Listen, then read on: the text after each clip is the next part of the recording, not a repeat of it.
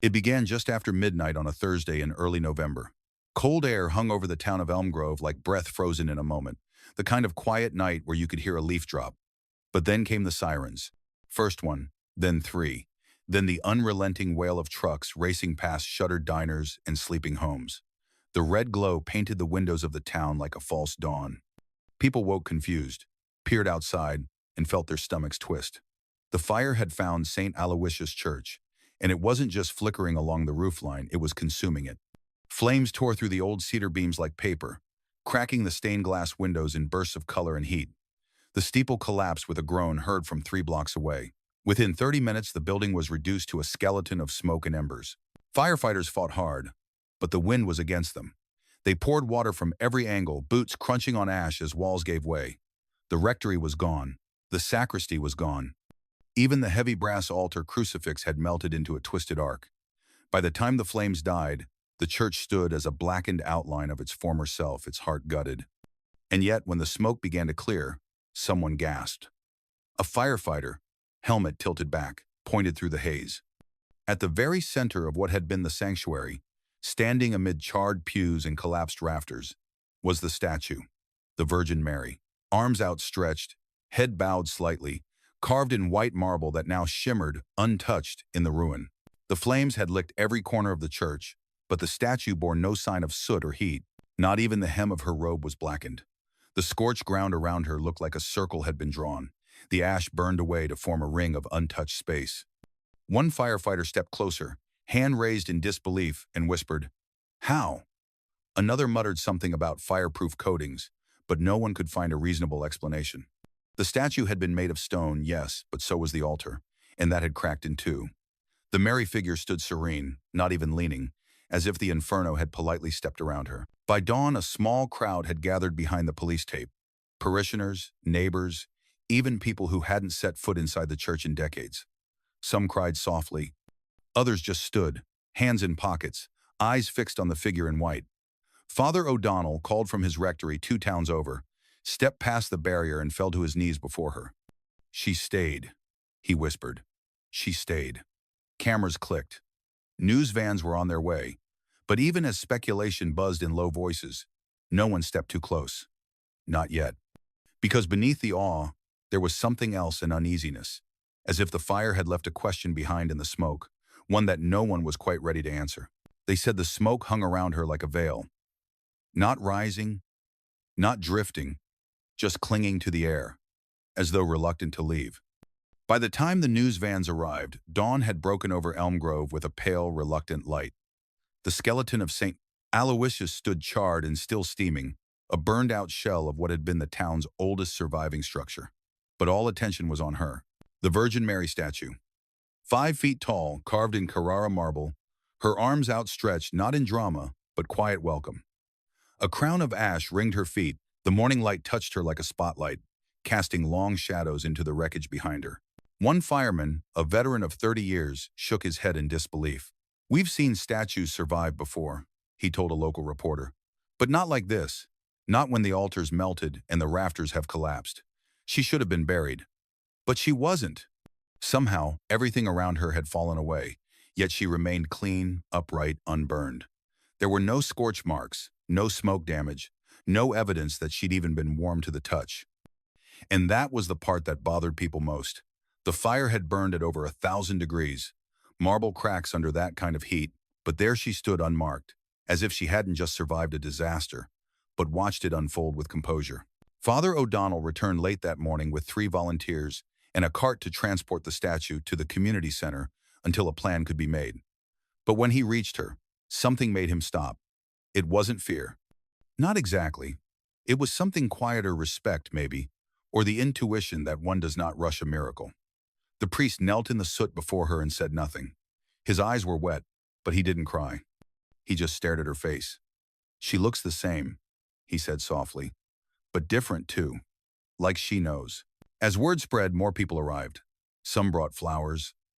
Others just stood and stared, their breath fogging in the cold air. One elderly woman whispered that the statue had turned her head slightly, just before the roof collapsed. No one believed her outright, but no one dismissed her either. There was a tension in the air, as though something holy had happened but hadn't finished yet. You could feel it in the silence. Even the birds, usually restless in the maple trees behind the church, were quiet. By sunset, the smoke had thinned into ribbons. The wreckage still smoldered in places. Fire marshals had cordoned off the area, but they didn't tape off the statue. She stood in the open, unguarded but untouched. A camera crew caught a strange shimmer as the sun dipped low, a glint across her cheek like a tear. The anchor called it lens flare. The cameraman later said he wasn't so sure, because in that moment, every head in the crowd turned to look up at her, and no one said a word. Before it burned, St. Aloysius had stood for 63 years. It wasn't grand, not in the way cathedrals were. Its pews were plain pine. Its stained glass had been donated second-hand from a church upstate. The steeple leaned slightly left if you looked at it from the right angle.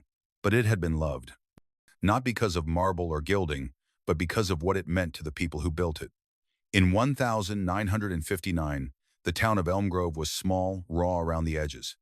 It was home to farmers, mill workers, and first-generation families from Ireland, Poland, and Italy. Catholics who brought their faith across oceans and needed somewhere to kneel again. There was no budget, no diocesan help, just a priest with a toolbox, a mason with a limp, and parishioners who gave whatever they had, bricks, hours, extra nails from their sheds. They didn't build the church all at once. It grew slowly, room by room, weekend by weekend. Women cooked hot meals in aluminum pans to feed the workers. Children painted signs with scripture verses. Everyone gave something. The final stone in the sanctuary wall was laid in early spring, and after everything was built, walls up, roof sealed, cross-mounted, the last thing brought in was the statue. She wasn't purchased from a catalog. She wasn't shipped from Italy. She was carved, over 6 weeks, by a man named Pietro Dell'Amico, whose wife had died the year before. He'd worked in marble back in Naples and hadn't lifted a chisel since burying her. The statue was his penance and his prayer. Every strike of his tools was whispered with rosary lips, every curve of her robe shaped with fingers that trembled at first, then steadied. He refused payment. "I make her for God," he'd said, and no one argued.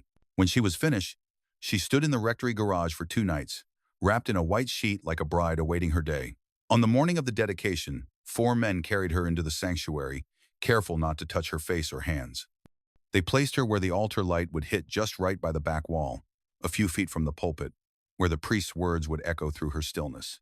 And once she was there, something shifted. People noticed it. The room felt heavier, but not in a bad way. Father Brennan, the first priest of St. Aloysius, wrote in his journal that night, "She feels like she's always been there, as if we built the church around her, not the other way around." That line was quoted often over the years, sometimes laughed at, sometimes remembered during weddings and funerals. But in the weeks after the fire, people would repeat it again in hushed voices, because somehow, through all the char and ruin, it felt true. The statue hadn't just survived. It had stayed where it had always been, like the fire had known better than to touch her. Pietro Dell'Amico was never a man who liked to speak. Even before grief hollowed out his words, he was the kind who let his hands do the talking, hands calloused from decades spent shaping stone into saints, altars, and angels. He had come to Elmgrove from Naples in 1952, carrying little more than a toolbox and the weight of having buried both a son and a wife within the span of 2 years. The town didn't ask questions. It welcomed him like it welcomed everyone else, with cautious curiosity and warm bread from someone's kitchen. Pietro found work repairing gravestones, then fireplaces, then finally walls. But it wasn't until Father Brennan knocked on his door that Pietro truly returned to the living. "We're building something," the priest had said. "A place for prayer, a real church." He never missed a day after that. And when the time came to carve the statue, the last, most sacred piece, there was no question who would do it. He didn't ask for models or sketches. He didn't need references. He said he'd seen her in his dreams every night since Maria passed. Not his wife Mary, the mother. "She stands in white," he told Father Brennan once. "She does not speak, but she listens." In a makeshift shed behind the rectory, Pietro worked through snow and wind, chisel rising and falling like a slow heartbeat. He lit a candle each morning before starting and prayed the same short prayer before every cut. "If you stand for them, let no fire move you." No one knew he was saying it. He never wrote it down. It was just between him and the stone. He carved the folds of her robe with reverence, not precision. Her face came last gentle, with downturned eyes and a small, barely there smile that looked different depending on the light. When it was done, he sat in the dirt for an hour and cried. Not loud, but completely. On the day of the unveiling, he stood at the back of the church and watched as people gasped softly, placing hands on their hearts. Father Brennan told the crowd that the statue was more than stone, it was devotion made visible. But Pietro said nothing. He only nodded and left before the service ended. He never carved again. The tools stayed wrapped in linen beneath his bed until the day he died. Years later, when the fire inspector asked why the statue hadn't fallen or cracked or even discolored, a retired parishioner, who as a boy had carried Pietro's chisels, offered the only answer he could. She wasn't built to move, he said. She was built to keep a promise. And some promises, if you carve them deep enough, they don't break. The inspector laughed politely. But the old man didn't smile back, because he knew the truth. That in every groove of that marble robe, a prayer had been whispered, and fire doesn't burn what has already been heard in heaven. The official report arrived 11 days after the fire, printed on pale yellow paper and clipped at the top like it was any other case. But it wasn't. Fire Marshal Kent Duval had worked 30 years across 3 counties and had seen churches burn before. He'd seen steeples collapse in rain, old wiring spark behind confessionals, and once, a nativity scene catch fire from a misplaced candle. But never had he written a report where the building was gone and a statue, one directly in the Inferno's path, stood untouched in its original position. And not just intact, but pristine. He'd examined it himself, walking slowly around the marble figure 3 times, careful not to step too close. "There's no soot on her," he'd said to his assistant, a rookie who kept stealing glances at the statue like it might blink. Duval ran his gloved fingers along the base. Cool. Not just cool, but cold. Like it had been waiting in a freezer, not standing through a blaze that melted copper piping and shattered concrete. He found no protective coating, no barrier, no damage. He found ashes around her, deep, thick, and black, but not a single trace of heat exposure on the stone. The report included all the normal things. Cause of fire, likely electrical faulty junction box in the back sacristy. Speed of spread, accelerated by old varnish, untreated cedar, and a stiff crosswind. Time to structural collapse, 34 minutes. Estimated temperature peak, 200 degrees Fahrenheit. He listed damage assessments, described the roof's fall, the loss of parish records, the ruined pipe organ. He even noted that the brass crucifix had melted into a near-perfect circle. But when it came to the statue, all he could offer was a paragraph labeled, "Unusual preservation." It is the flame, the line he typed slowly, with a furrowed brow read, "Statue of Virgin Mary, carved marble, estimated 5'3" in height, remains structurally unaffected by fire event. No visible damage, no signs of heat stress. Unclear how full preservation occurred. Further testing pending, but the testing never happened. The sample he took a tiny dusting from the base came back from the lab with a note attached. No evidence of heat exposure. Stone surface consistent with unburned material. It made no sense. He went back 2 more times to double-check. The 3rd time, he came alone. He didn't tell his team. He stood in the stillness of the burned-out shell and stared up at her. "You should have cracked," he whispered, almost like a challenge. The statue didn't answer, but the wind shifted suddenly behind him, carrying a soft smell he couldn't explain, roses, maybe, or incense. It vanished as quickly as it came. He closed the report with the only line he could write in good conscience, "Cause of preservation unknown." And when his assistant asked if he believed in miracles, Duval just looked at her and said, "I believe in what I saw, and I saw her still standing when everything else was ash." The stories began slowly, like smoke curling through the cracks in a ceiling. At first, no one dared to say anything aloud. It felt disrespectful to speak of visions while the church's bones were still smoldering. But within days of the fire, people began to whisper, first to their spouses, then to neighbors over coffee, and then when no one mocked them out loud, in the open air outside the ruins of St. Aloysius. They spoke of shapes they'd seen in the smoke. Not random, not fleeting, specific, intentional. One woman said she saw a figure in white standing at the altar even as flames raced up the walls. A boy swore he saw a hand reach up from the ashes, not grasping in fear, but extended in peace.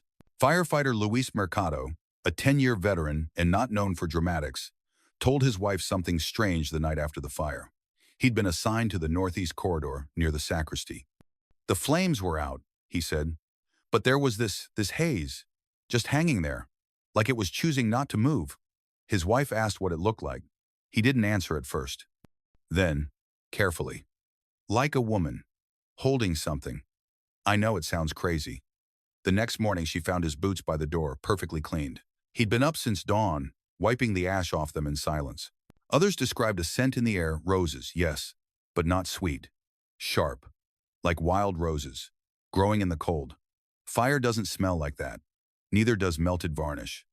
A man from the cleanup crew, scrubbing soot from nearby buildings, reported pausing mid-mop because the smell hit him so suddenly it made his eyes water. He turned toward the wreckage and said he heard faint singing. No words, just a note, sustained, like a hymn held too long on a cold morning. He thought it was in his head, until his coworker, without prompting, asked, "Did you hear that?" Then there was the footage. Local news stations had aired aerial shots from the morning after, drone footage sweeping over the blackened shell of the church.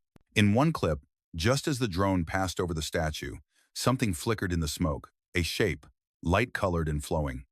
The station edited it out before broadcast, assuming it was a lens flare or dust.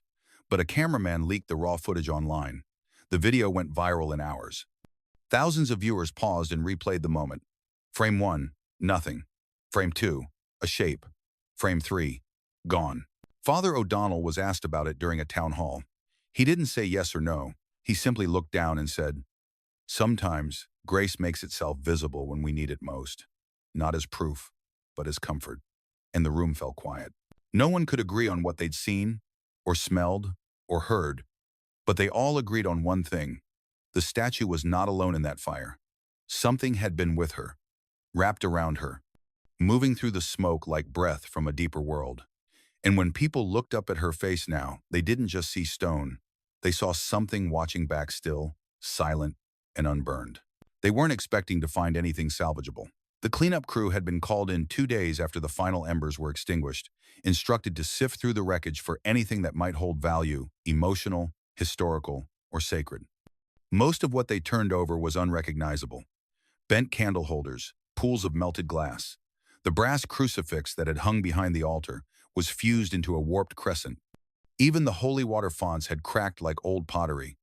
But then, in what used to be the front pews, beneath a blackened beam and a tangle of scorched wires, someone found the Bible. It was embedded in ash, spine brittle, pages curled and eaten by fire. The leather cover was half gone. The gold leaf on the edges had blistered into a dull shimmer. A worker named Gene picked it up with gloved hands, expecting it to fall apart. But it didn't. He held it up, brushing soot gently from the top. Most of the pages had fused together into a lump of carbon. But in the center, impossibly, was one section that remained legible. Just one. Page edges burned, corners curled, but the ink survived, and not just survived, it was crisp. It was Psalm 46. God is within her. She will not fall. God will help her at break of day. The line was underlined in fading red pencil. No one could say who had marked it. Father O'Donnell swore he hadn't, nor had any of the altar servers. But someone had sometime, years ago, and now it stood like a headline carved from the ruins. When Gene handed the Bible to Father O'Donnell, the priest didn't speak. He turned the book over in his hands like it was glass. He read the verse once, then again. The second time, his lips moved with the words. Then he set it gently on the makeshift table beneath the statue's feet, where the base had already been surrounded by flowers and melted candles. That verse became a quiet refrain. People began writing it on note cards and taping them to the statue's foundation. They embroidered it into cloths. They etched it into pieces of salvaged wood from the pews. One family had it printed onto small prayer cards and left stacks in the town grocery store. They disappeared within hours. Some argued it was coincidence. Bibles have survived fires before, they said, and random chance could have preserved any passage. But to the people of Elmgrove, it didn't feel random. The line spoke to what they all felt but hadn't been able to say, that the statue, their lady, had not only survived but had been defended, that the fire hadn't merely passed over her but had been held back. The fire had consumed walls, beams, windows, even the roof itself, but it left one verse open, one sentence untouched, standing in the rubble like a whisper that had outlived the flames. And now that whisper lived on the lips of nearly everyone who passed the ruins. They didn't say it loudly. They didn't need to. It was enough to know the words were still there, still readable, Still true. Lena Martinez didn't tell anyone what she saw at first. She was 16, quiet, and more interested in applying to colleges than making news in her small town. Her parents had signed her up to help with the post-fire cleanup as part of her school's community service program. She didn't complain. She liked the silence of it, the way people moved slowly, respectfully, like they were working inside a museum that had already begun to mourn itself. She was assigned to clear small debris from the front steps and sort through salvageable hymnals. Most were beyond saving wet, half-burned, the pages glued together by ash and soot. On her third afternoon at the site, the sun was already sinking low, throwing long shadows across what was left of the nave. The crews had gone home early due to a broken generator. Lena stayed behind a few extra minutes, unwilling to leave until she'd finished organizing the pile she'd made. That's when she felt it.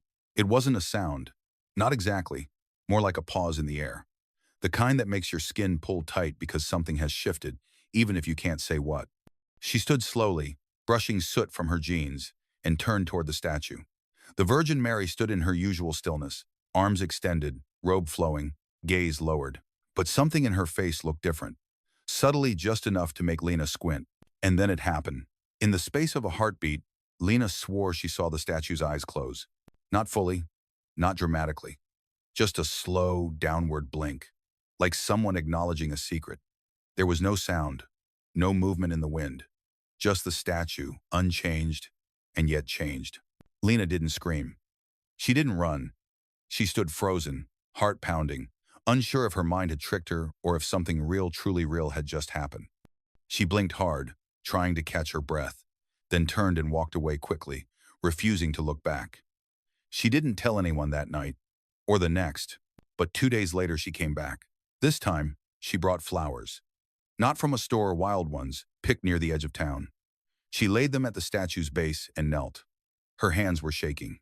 She didn't speak out loud, but her lips moved. A prayer, maybe. Or a question. She stayed for nearly an hour, watching the statue's face in complete stillness, searching for any sign that what she saw had been real. The eyes never moved again. It was only weeks later, during a small gathering at the community center, that she finally told the story. She didn't dramatize it. She didn't try to convince anyone. She simply said, "I saw her blink. I think it was meant for me. Just once." And the room fell quiet. No one laughed. No one scoffed. An older woman placed a hand over her heart and whispered, "She sees who needs to be seen." Lena never tried to explain it. Some things, she figured, aren't meant to be explained. They're just meant to be remembered. By the third Sunday after the fire, Father O'Donnell noticed something strange in the confessional. It wasn't the number of visitors, it was the way they spoke. Slower, softer, almost as if they weren't confessing sin, but unburdening a kind of awe. One man said he hadn't been to Mass in 20 years but felt drawn back by something he couldn't name. A woman in her 60s said she dreamed the statue was standing in her kitchen, not speaking, just watching. Others admitted to hearing music where there was none, bells without towers, prayers in their heads they'd never memorized. These weren't sins. They were stories, experiences, and they all ended the same way, with a trembling pause and the same question. Is this real? Father O'Donnell didn't always know how to answer. He'd been trained in theology, in pastoral care, in the history of the saints. He knew the Church's position on miracles rare, rigorously examined, never casually declared. But this felt different. It wasn't a single event to verify or debunk. It was something breathing, spreading, changing people. One confession came from a man named Kevin Ellis, a construction foreman who hadn't set foot inside a church since his father's funeral.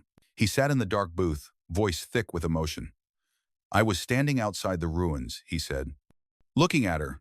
"I was thinking about leaving town, starting over. Then I heard her." Father O'Donnell leaned forward. "What did you hear?" Kevin's answer came after a long silence. "She said my name. In Latin.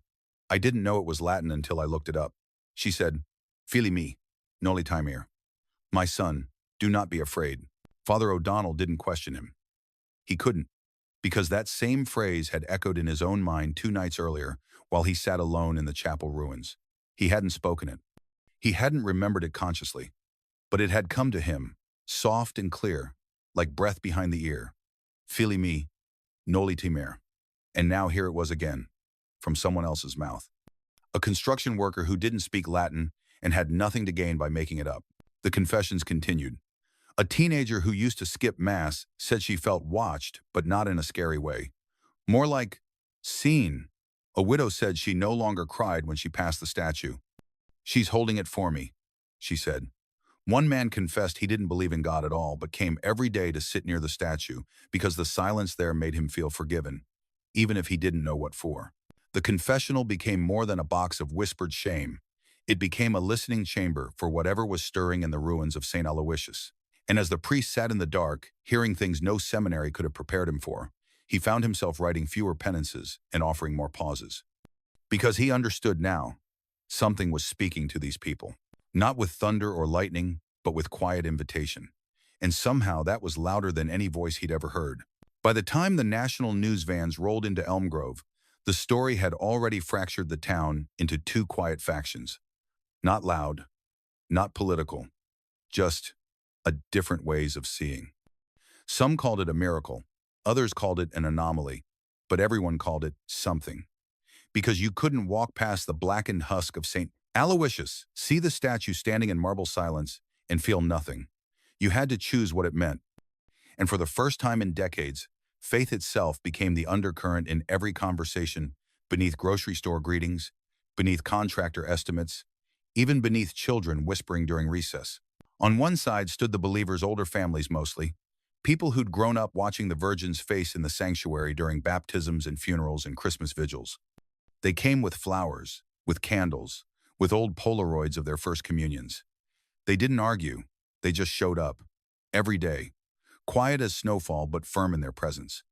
They whispered prayers into the ash and stared at the statue, like she might move again at any moment. The other side, quieter, but no less passionate, held to logic. Engineers, teachers, parents who drifted from tradition but never fully left. They didn't mock the statue, they respected the mystery, but they didn't accept the miracle. "Marble doesn't always crack," one man said at a city council meeting. "It depends on the heat pocket, the airflow. It's rare but not impossible." Still, he hadn't gone up the hill. Not once. The local paper tried to stay neutral, publishing interviews from both camps. But even the headlines betrayed a shift. Church burns, but grace remains, and mystery of the unburned Virgin continues to divide residents. Comments flooded in, some from Elmgrove, many from far beyond. Scientists offered theories, spiritualists offered visions, trolls mocked it. Pilgrims planned visits. What had started as a local fire was becoming a national question. Can something be sacred even if you can't prove it? At the grocery store, one young woman was overheard saying, "I don't believe in signs," but she still paused, hand on a can of beans, to glance out the window toward the statue's glow in the distance. Others brought their children to see her, not out of obligation, but out of something deeper. Insurance adjusters whispered she looked brighter at dusk. A group of teenagers, normally loud and half serious, stood in front of her for 10 minutes straight. Not one of them took out their phones. And then there were the undecideds, the ones who hovered in the middle, uncertain, unsettled. They said things like, "I don't know what I believe, but something's happening." These were the ones who lingered after vigils ended, who walked past the ruins slowly, hoping to feel something again, hoping the statue might give them a nudge in either direction. Because belief, once divided, rarely stays still. It leans, it shifts, it changes people. And Elmgrove, in its ash and silence, was no longer just a town with a burned church. It was a place where people had to ask, maybe for the first time in years, what do I really believe and why?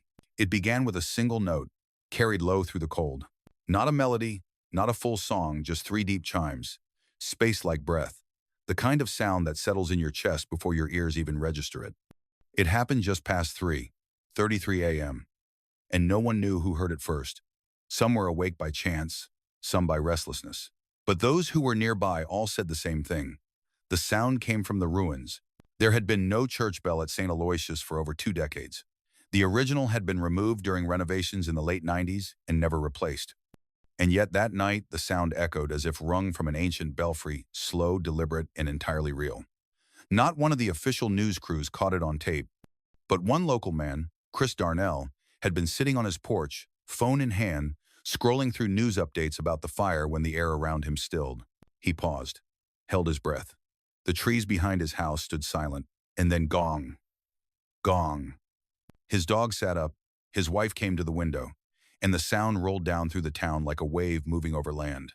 At first, people assumed it was imagination, trauma, maybe even a prank. But by morning, social media was filled with posts from different sides of town, all stamped with the same timestamp, 3:33 a.m. Theories erupted online. Some claimed it was a supernatural marker. Others pointed to numerology, angel numbers, or folklore. A few skeptics laughed it off, until they too began hearing stories from friends, family, co-workers, people they trusted who had no reason to lie. At the diner, the regulars leaned in close, their voices low. "It wasn't the sound," one woman said. "It was the feeling after, like something had been decided." A man near the counter nodded. "Like she'd warned us once," another replied. "Or maybe reminded us." The church's security camera, one of the few to survive the fire, recorded nothing. The hard drive had been wiped clean by heat, but a motion sensor light near the ruins clicked on exactly 30 seconds after the last bell sound was reportedly heard, illuminating the statue for 13 uninterrupted seconds. It flickered once, then went dark. That footage did survive. The next night, people gathered. Not in any organized way, just quietly, individually. They brought folding chairs, blankets, thermoses of coffee. They didn't say what they were waiting for.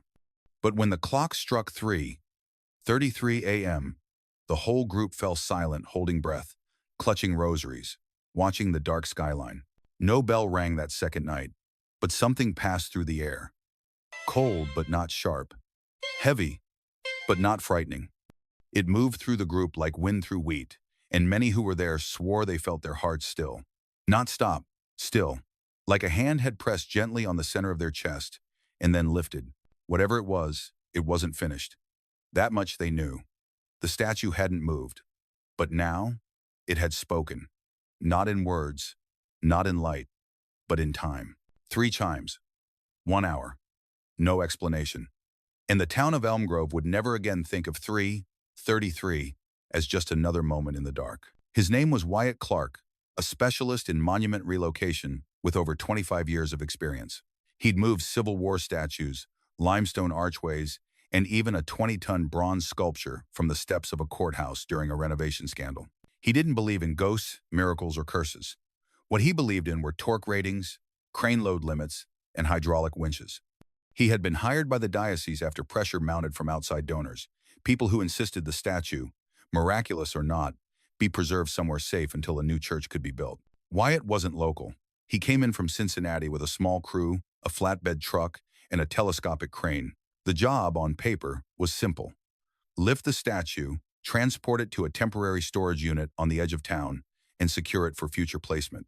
He'd been told the community was sensitive, so he kept things quiet, no bright vests, no shouting orders, just quiet efficiency in the early hours of the morning. He arrived at the site at 6:15 a.m., while the frost still clung to the grass and the hill around the church was empty. By 6:45, the straps were secured around the statue's waist and base. Wyatt did a visual check. No cracks, no instability. He gave the crane operator a nod. The machine hummed to life. Tension built on the straps. Slowly, the slack tightened. The marble should have lifted easily. It weighed under 2.0 pounds, well within the crane's capacity, but nothing happened. The statue didn't budge. Not a sway, not a creak. Wyatt assumed the base was still fused to the foundation, though earlier crews had reported the surrounding stone was already loosened. He instructed his assistant to adjust the strap angles and increase the pull by 5%. The crane groaned. The tension meter spiked. And still no movement. The straps began to vibrate, as if something invisible was pulling back. Then came the sound, a low hum, like wind through iron pipes. Not mechanical, not metallic. It moved through the crane's cab and settled deep into Wyatt's ears. The operator flinched and cut the power. Wyatt barked, "What are you doing?" The operator just stared forward, pale, eyes unfocused. "There's something behind me," he said, barely audible. "Felt like someone breathing down my neck." Wyatt swore under his breath and turned to unfasten the straps himself. But as he reached toward the statue, he stumbled. His vision blurred, his chest tightened, like he'd sprinted a mile without taking a breath. He backed away quickly, hands on knees, heart pounding. He never touched the straps again. That afternoon, Wyatt packed his tools and left without finishing the job. When asked by the project manager what went wrong, he only said, The ground didn't want her moved. He didn't elaborate. He didn't invoice the diocese. And he hasn't returned a single call since. Later that week, a young volunteer found the abandoned lift straps coiled like a serpent near the statue's base. Someone tucked them neatly beneath the temporary altar, like relics from a failed siege, and no one tried to move her again. It started with one candle, a small white votive, the kind you find at the back of church in a sand-filled tray, half melted and flickering.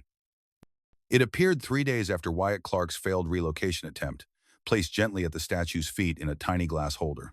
By sunrise, 2 more had joined it. By nightfall, 7. No signs, no instructions. Just fire and silence. By the end of the week, the statue was ringed in a quiet constellation of light. They weren't arranged with precision. Some sat on bricks pulled from the wreckage. Others nestled between lumps of burned wood and melted hymnals. The wax puddled into the earth. The flames swayed with the breeze. Some candles burned all night, untouched by wind or weather. People noticed.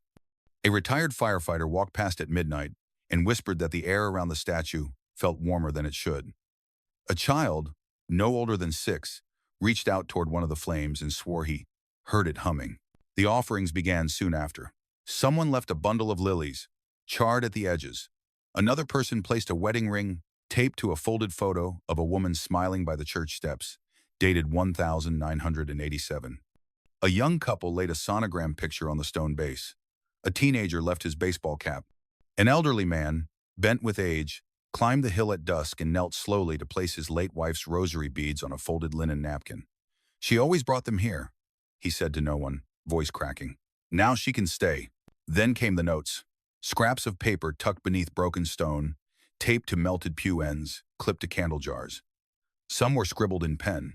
Others typed, folded carefully. Most didn't say much. "Thank you. Please forgive me. She's gone now. I'm scared." One read simply, "I saw you in my dream. You were smiling."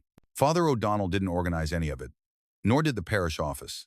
The diocese issued no statement. This wasn't a formal vigil. It was something older, something instinctive.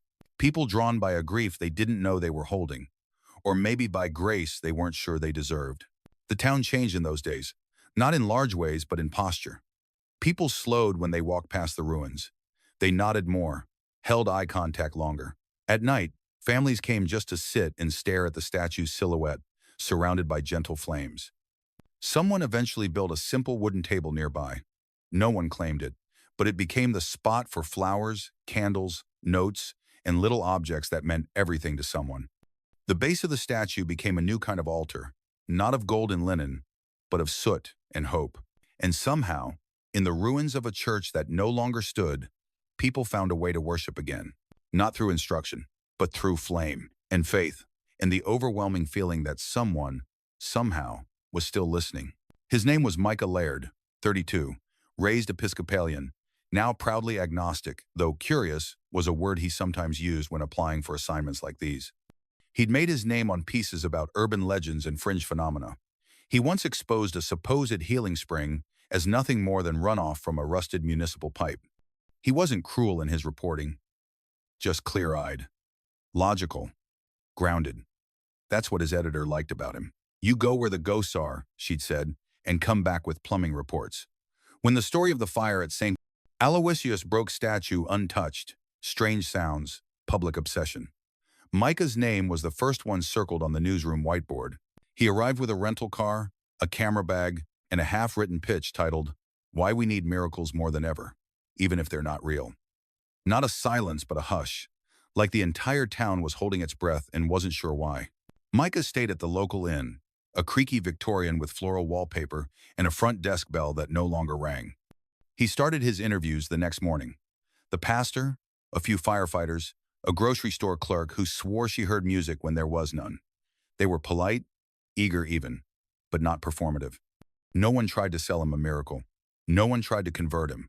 They just spoke in slow, deliberate sentences, eyes drifting out toward the hill like they were listening to something just beyond the conversation. He visited the ruins, walked around the statue, took photos from every angle, recorded ambient audio to compare with natural wind patterns. The statue was just stone. He reminded himself of that repeatedly. Carrara marble, 5'3", roughly 900 pounds. In the glow of candlelight, it looked almost translucent at the edges. He didn't linger. That first night, he dreamed of bells. At 3:33 a.m., he woke to silence but felt like someone had just called his name. The next day, he returned. Not to investigate, just to sit. He didn't realize how long he stayed until his coffee had gone cold. At some point, someone handed him a paper cup with soup in it. He didn't ask who. He just accepted it. He stopped recording interviews after day 4. He started writing by hand instead.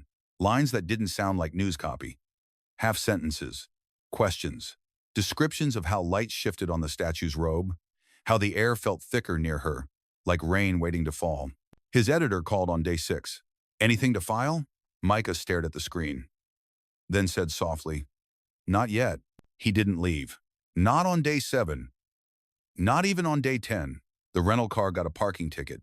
His notepad grew heavier, and still he stayed.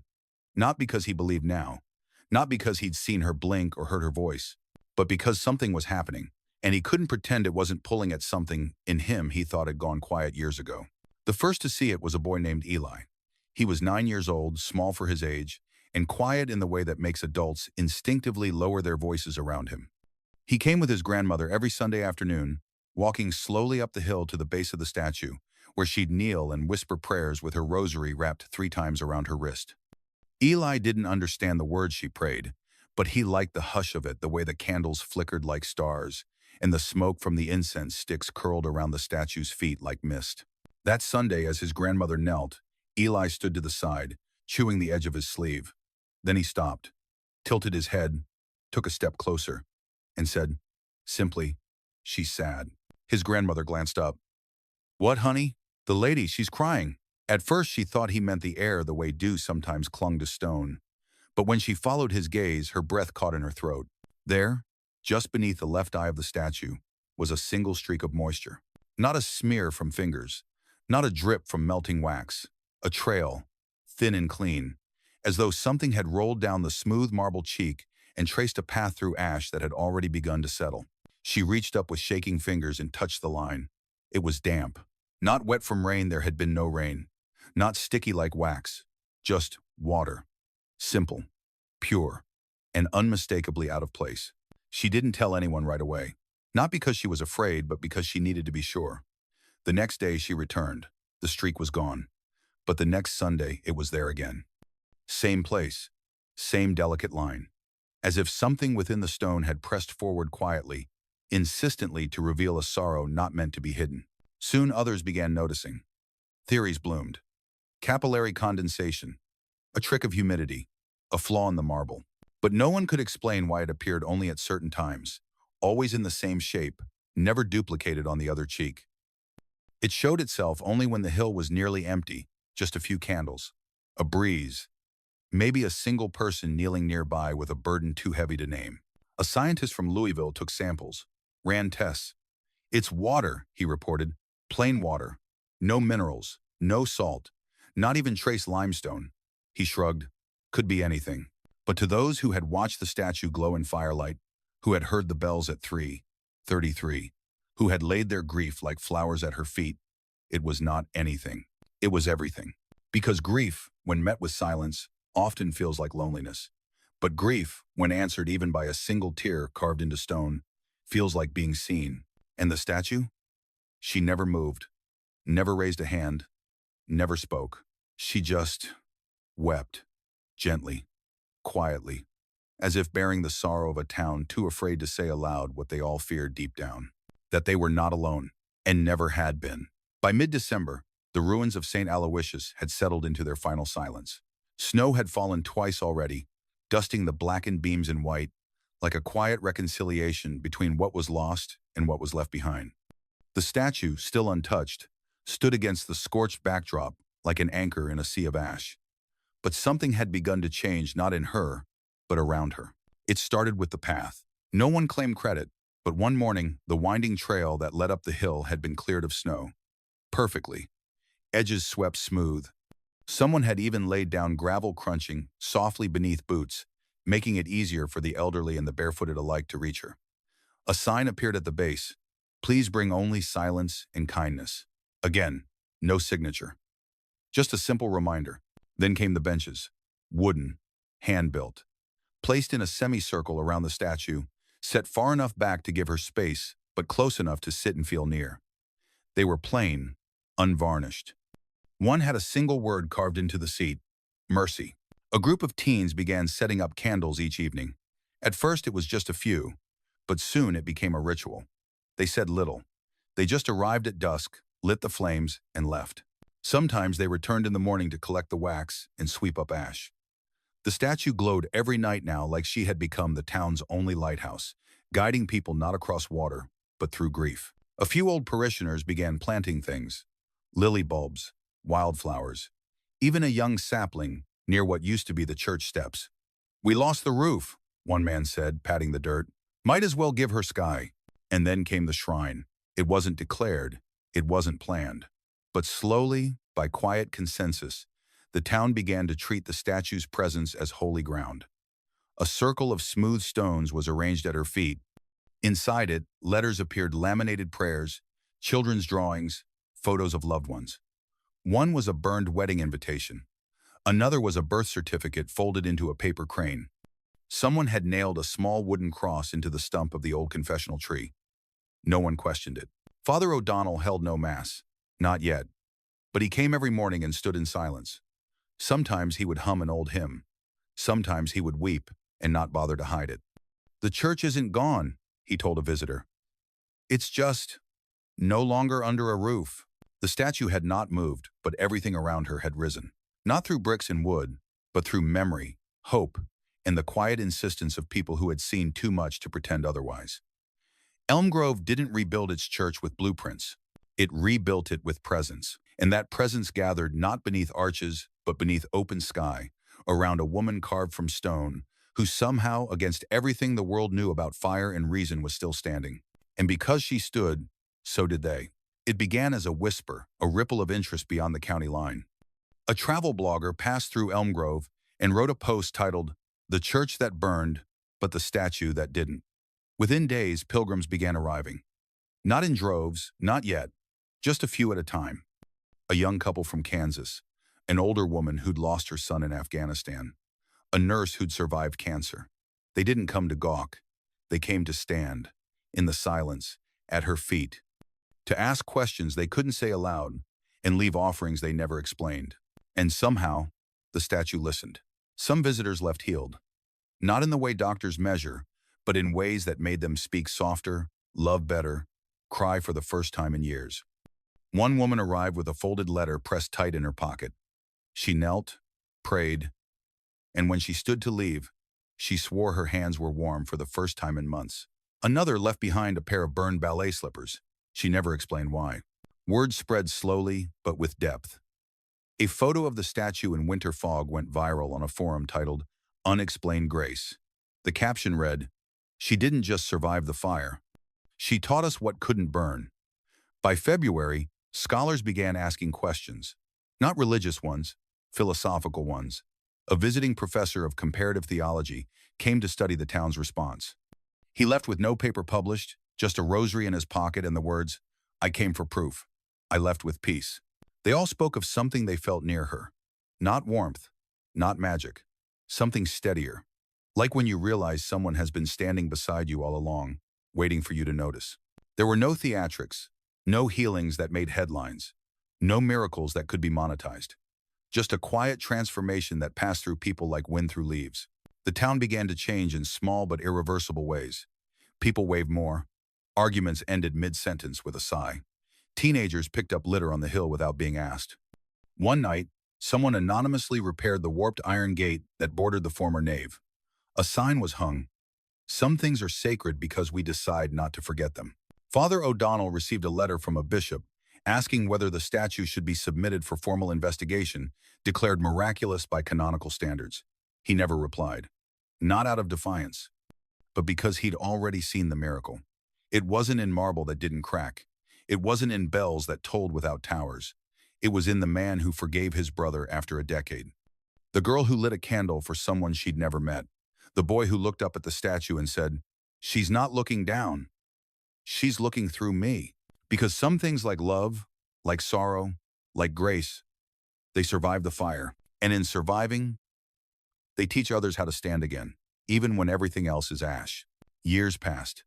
Not quickly, not slowly, just in the way that life always does when it continues after something has broken. The town of Elmgrove rebuilt not the church, not exactly. The foundation remained open, a skeletal outline of what had been, but the space was tended, cared for. The floor was cleared of rubble, the grass grew through cracks, and wildflowers were allowed to bloom where pews once stood. No walls, no roof, just sky and wind and a statue that had never moved. The Virgin still stood at the center of it all, marble white, gaze lowered, arms open, the stone weathered gently now, touched by snow, kissed by sunlight. Her base, once surrounded by scorched earth and melted wax, had become a garden of offerings. New candles appeared every evening. Some were homemade, others store-bought and covered in glitter. People came not in floods but in streams. Quiet, reverent, consistent. Locals referred to the space simply as the hill. They no longer needed to explain which one, and the stories, the ones that started as rumors and flickers of mystery, had softened into something deeper. Not legend, not doctrine, something lived. Mothers brought their children to whisper wishes at her feet. Veterans came to remember. Young lovers came to promise. And those with burdens too heavy to carry knelt and simply stayed. Sometimes for minutes, sometimes for hours. Micah Laird never left. He rented a house on the edge of town, walked to the hill every morning, and wrote in a notebook with no title on the cover. He no longer filed stories. He just listened. Occasionally, he'd talk to new visitors, offer directions or coffee, but mostly he sat on the third bench from the left and watched. In his notebook were no interviews, just sketches, phrases, names, fragments of something too sacred to publish. Lena Martinez, now in college, returned one summer and placed a small cross beside the statue. She told no one what she saw when she looked at the Virgin's face again, but she stayed until sunset. Even Father O'Donnell changed. He retired from the diocese, but not from the hill. Every Sunday, he held open prayers where the sanctuary had once stood. No bulletins, no sermons. Just quiet liturgies shaped by the voices of those who came. Sometimes 5 people, sometimes 50. Always facing the same statue. Always ending the same way with silence. And through it all, the statue never moved. Not even an inch. But it didn't need to. Because the miracle was never in her resistance. It was in her presence. She had stood through flame, through doubt, through grief and wonder and weary hope. And still she stood, not because she was unbreakable, but because what she represented was a promise, a memory, a love that outlasted the fire. And if you drive through Elmgrove now, past the hills and the winding roads, you might see a glint of white on the horizon. Stop. Walk the path. Stand at her feet. You don't need to speak, because she remembers, and she's still listening.